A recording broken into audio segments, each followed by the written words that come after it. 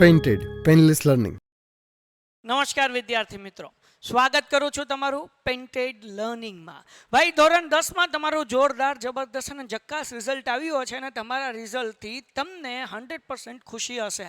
તમને અભિનંદન છે, બધાને કોંગ્રેચ્યુલેશન્સ. તમારા પેરેન્ટ્સ, તમારા ટીચર્સ, તમે ઓનલાઈન જે ટીચર્સ પાસે ભણ્યા એ બધાને અભિનંદન પાઠવું છું. અને બહુ મજા આવી. આજે બધા છોકરાઓના પેરેન્ટ્સના જે ફોન આવ્યા છે, છોકરાઓ મળવા આવ્યા છે, જે બહારગામ રહેતા હોય એ પેરેન્ટ્સે જ્યારે વાત કરી, એમણે પોતાનો અનુભવ શેર કર્યો, એમનો પોતાનો અભિપ્રાય આપ્યો, ક્યારે એમ લાગ્યું કે નહીં, આપણે જે કામ કરી રહ્યા છીએ એ ખરેખર એવું કામ કરી રહ્યા છે જે લોકોના મોઢા ઉપર સ્માઇલ લાવે, જે નોબલ વર્ક છે એ કરી રહ્યાનો મને ખૂબ આનંદ છે અને તમારા બધાનો આભાર વ્યક્ત કરું છું. આ વિડીયોમાં આપણે કરવાના છીએ સમગ્ર ગુજરાતનું રિઝલ્ટનું એનાલિસિસ, સમજવાના છીએ કેટલા ટકા રિઝલ્ટ છે, શું નહીં, કેટલા A1 ગ્રેડવાળા વિદ્યાર્થી છે. આ તમામ પ્રશ્નનો જવાબ આજે આપણે આ વિડીયોમાં સમજવાના છીએ. 1 લાખ સબસ્ક્રાઈબર થવામાં ઘટે છે માત્ર 275 સબસ્ક્રાઈબર, માત્ર 275, કારણ કે 99,727 થઈ ગયા અને હવે આમ સમજો તો કે 273 જેટલા સબસ્ક્રાઈબર જો વધી જાય તો આપણે 1 લાખ સબસ્ક્રાઈબર સુધી પહોંચી જશું. તો જેટલા નવા વિદ્યાર્થી મિત્રો એ ચેનલ સબસ્ક્રાઈબ નથી કરી એ ચેનલ સબસ્ક્રાઈબ કરે, વિડીયો લાઈક કરે. જે વિદ્યાર્થીને પેન્ટેડ મદદરૂપ થયું હોય અને પેન્ટેડના કારણે બોર્ડમાં તમારા રિઝલ્ટમાં સુધારો આવ્યો હોય, સારું રિઝલ્ટ આવ્યું હોય, 5-10% ભલે 45 આવ્યા પણ એમ લાગે કે સાહેબ તમારા કારણે આપણા 45 આવ્યા. 45 પણ બહુ મોટા છે ભાઈ, બરાબર. 1% આપણો ઓછો નથી ભાઈ, 1% નાનો નથી. સમજાણું કે નહીં? જે વિદ્યાર્થી ફેલ થતો હતો એ પાસ થઈ ગયું, બહુ મોટી વાત કહેવાય. જેના 40% આવતા હતા 50 આવી ગયા, બહુ મોટી વાત કહેવાય. સો તમારે એવું લાગતું હોય કે આલ્ફાના કારણે તમને લોકોને ફાયદો થયો છે તો તમે તમારું રિઝલ્ટ આ નંબર ઉપર અમને શેર કરી શકો છો. નંબર હું અહીંયા લખી દઉં છું: 72 72 86 86 71, બરાબર ને? 72 72 86 86 71. આ નંબર ઉપર તમે તમારું રિઝલ્ટ, તમારો અભિપ્રાય શેર કરી શકો છો અને અમને ખૂબ ગમશે અને અમને મજા આવશે કે ભાઈ અમે જે કામ કર્યું એનાથી અમને ઇન્સ્પિરેશન્સ મળશે નેક્સ્ટ યર નવી એનર્જીથી કામ કરવા માટે. સો ડિયર સ્ટુડન્ટ્સ, અગર આપણે વાત કરીએ તો કુલ કેન્દ્રો જે છે એ માર્ચ 2023ની અંદર 958 હતા, માર્ચ 2024માં 981 થયા. અગર કુલ ઉપસ્થિત વિદ્યાર્થીઓની સંખ્યાની વાત કરીએ તો 2023ની અંદર આપણે વાત કરીએ તો 7,34,000 વિદ્યાર્થી હતા ઓન એન એવરેજ, અને આ 6,99,000 એટલે કે 7 લાખ વિદ્યાર્થી હતા. પછી માધ્યમિક શાળા શું કહેવાય કે શાળાંત પ્રમાણપત્રને પાત્ર નિયમિત પરીક્ષાર્થીઓ જે છે 4,74,000 હતા અને આ વર્ષે માર્ચ 2024માં 5,77,000 વિદ્યાર્થી હતા, બરાબર ને? એમાં 556 કેવું આપણે નથી વાંચતા. રિઝલ્ટની વાત કરીએ તો લાસ્ટ યર 64.62 એટલે 65% રિઝલ્ટ હતું. આ વર્ષે 82.56% રિઝલ્ટ છે ભાઈ. એટલે એનો મતલબ એવો થાય કે 100માંથી 82 અથવા તો 83 વિદ્યાર્થી પાસ થઈ ગયા, ખાલી 17 વિદ્યાર્થી ફેલ થયા છે. એટલે આમ માનો કે મોટા ભાગના વિદ્યાર્થી પાસ થઈ ગયા છે. ખૂબ સરસ મજાનું રિઝલ્ટ આવ્યું છે. બાકી વાત કરીએ કે ઉપસ્થિત પુનરાવર્તિત પરીક્ષાર્થીઓ એટલે કે જે રિપીટર સ્ટુડન્ટ્સ હતા એ કેટલા હતા? 1,98,623 હતા અને આ વખતે જે છે 1,60,000. 2023માં 1,58,000, 2024માં 1,60,000 વિદ્યાર્થીઓ આસપાસ હતા.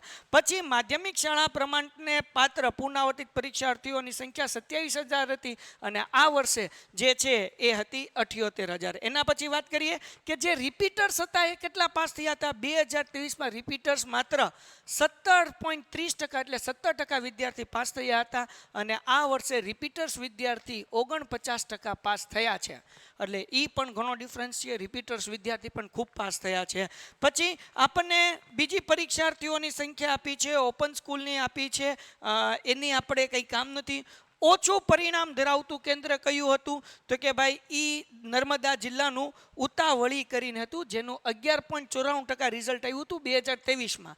2024માં તળ કરીને જિલ્લો ભાવનગર છે એનું 41%. હવે જુઓ, સૌથી ઓછું પરિણામ 11% હતા, એના બદલે 41%. મતલબ એવો કે એ ગામમાં 41 લોકો પાસ થયા, બરાબર કે નહીં? એટલે કહેવાનો મતલબ એવો છે કે સરસ મજાનું આ વખતે રિઝલ્ટ આવ્યું કહેવાય, ઘણો બધો ડિફરન્સ છે.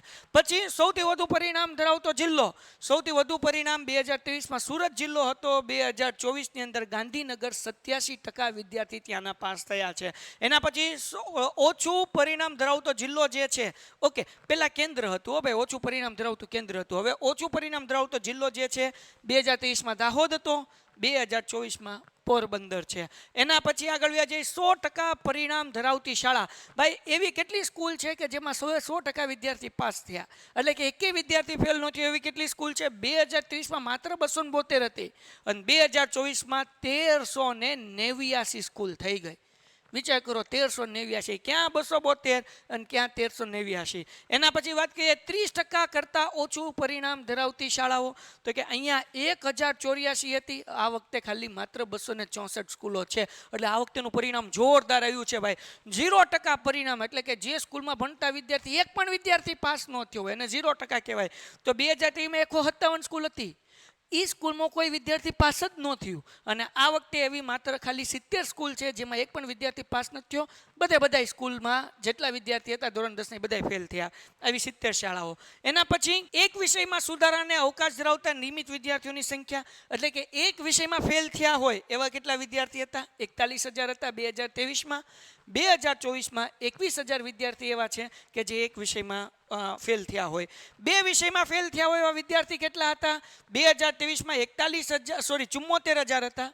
2024 એટલે કે આ વર્ષે જે છે એ માત્ર 32,000 છે. એટલે આમાં પણ ઘટ્યા, 41માંથી 21 થયા, 74માંથી 32,000 થયા. 3 વિષયમાં, બરાબર ને, 3 વિષયમાં ફેલ થયા હોય અને ફરીથી એક્ઝામ આપી શકે એવા કેટલા વિદ્યાર્થી છે?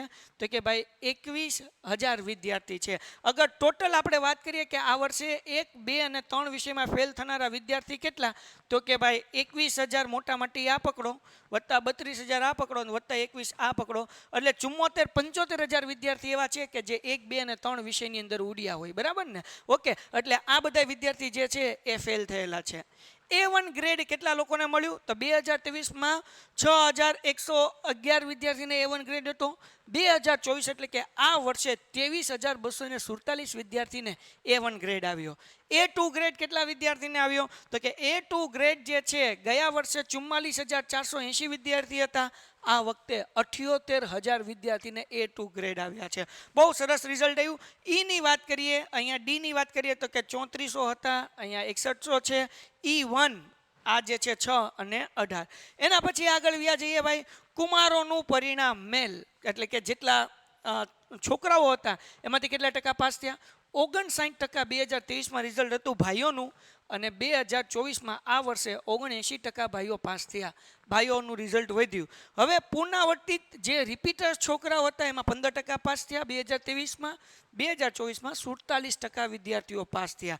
બહેનોની વાત કરીએ કન્યાનું, તો કન્યા જે છે 2023માં 70% પાસ થઈ હતી, 2024માં 86% કન્યા પાસ થઈ. જુઓ, ભાઈઓ કરતાં બેનું રિઝલ્ટ બહુ સારું છે. ભાઈઓ 79 પાસ થયા, અહીંયા 86 પાસ થયા ને, બેનો આગળ છે ભાઈ, બરાબર.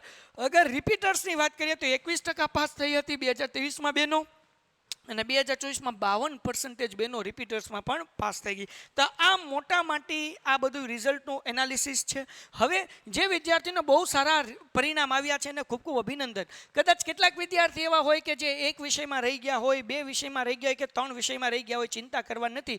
જુલાઈ મહિનામાં ફરીથી એક્ઝામ આવશે, તમે એની પરીક્ષા આપશો એટલે ફરીથી તમારું રિઝલ્ટ નવું બની જશે અને પાસ થઈ જશો. હવે 3 મહિના માટે શું કરવાનું, કેવી રીતના તૈયારી કરવાની? 3 મહિના નહીં, 2 જ મહિના. 2 મહિના માટે કેવી રીતના તૈયારી કરવી, પાસ થવા માટે શું કરવું? તમે પેન્ટેડના ટીચર્સ છીએ તમારા માટે, અમે મહેનત કરશું તમને પાસ કરવા માટે, તમારા માટે લાઈવ લેક્ચર લેશું. અને જો તમે ઈચ્છતા હો, રિપીટર્સ વિદ્યાર્થી જેટલા છે તમે ઈચ્છતા હો કે ભાઈ તમે પાસ થઈ જાઓ, સારા માર્ક્સ છે, તો તમે નીચે ડિસ્ક્રિપ્શનમાં લિંક આપી છે, ત્યાંનું ફોર્મ ભરી લ્યો, જેમાં તમારું નામ અને નંબર 2 વસ્તુ નાખવાનું છે. અમે તમને કોલ કરીશું અને કેવી રીતના લેક્ચર છે, તમે કેટલા વિષયમાં પાસ થયા છો અને કેટલા વિષયમાં તમે અટકી ગયા છો તેની ચર્ચા કરશું, તમને ગાઈડ કરશું, તમારા લાઈવ લેક્ચર લેશું, રોજે રોજનું કામ આપશું, રોજે રોજની ટેસ્ટ લેશું, અને એ કરશો તો 100% તમે પાસ થઈ જશો, બરાબર ને? એટલે તમારું 1 વર્ષ બગડે નહીં એવો અમે પૂરો પ્રયત્ન કરીશું. તો જેટલા વિદ્યાર્થી રિપીટર્સમાં જુલાઈમાં પરીક્ષા દેવાના હોય એ વિદ્યાર્થી બધા ડિસ્ક્રિપ્શનમાં લિંક આપી છે, બધા ફોર્મ ભરી લે. તો મળીએ છીએ નેક્સ્ટ વિડીયોમાં એક સરસ મજાની માહિતી સાથે. 11-12 કોમર્સના વિડીયો આપણે અપલોડ કરવાના છીએ. ભાવનગરમાં રહેતા હો